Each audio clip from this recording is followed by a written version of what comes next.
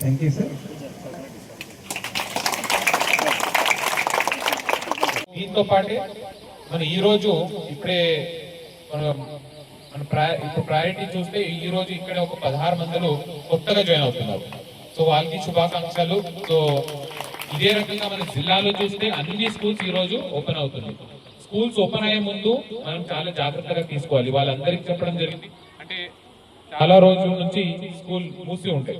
దానికి క్లెన్లీనెస్ మన DPO department, Panchayat secretary ఇక్కడ కూడా ఉన్నారు, పంచాయత్ సెక్రటరీస్ అందరి దానికి క్లెన్లీనెస్, గిన్నెలు క్లీన్ చేయడము అన్ని మనం రెడీ చేసి పెట్టుకోవాలి అని చెప్పడం జరిగింది. సో వాళ్ళు కూడా చేశారు.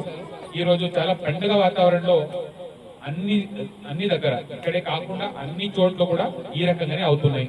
సో 100% తల్లిదండ్రులకి ఇన్వాల్వ్మెంట్ ఇంకా ఎక్కువ ఉండాలి. సో మీరు పేరెంట్స్ టీచర్స్ మీటింగ్ మంత్లీ ఎప్పుడెప్పుడు పెడతారు, మీరు ఆ రోజు వచ్చి మీరు కూడా ఇక్కడే భోజనం ఎలా ఉంది అదన్నీ చూసుకోండి. టీచర్స్ తో మాట్లాడండి, ఎలా చేస్తున్నాడు నా పిల్లగాడు, ఎలా చేస్తున్నాడు, ఇంకా ఏమైనా ఎక్స్ట్రా కావాలా. సో ఆ రకంగా కూడా మీరు డెఫినెట్లీ వాళ్ళకి ప్రోత్సాహం చేయాలి. తర్వాత స్టడీ ఒక్కటే కాకుండా స్కూల్లో మనం ఆడాలి కూడా. సో గేమ్స్ కూడా వేరే రకంగా ఆడతాము, ఇక్కడే పెడతారు వాళ్ళు. సో దాంతో పాటు రెండు ఉంటాయి. తర్వాత అటెండెన్స్ 100% చూసుకోవాలి. నేను చాలా సారి చూస్తా, ఏమైనా సోయింగ్ సీజన్ వస్తే అంటే నాటడం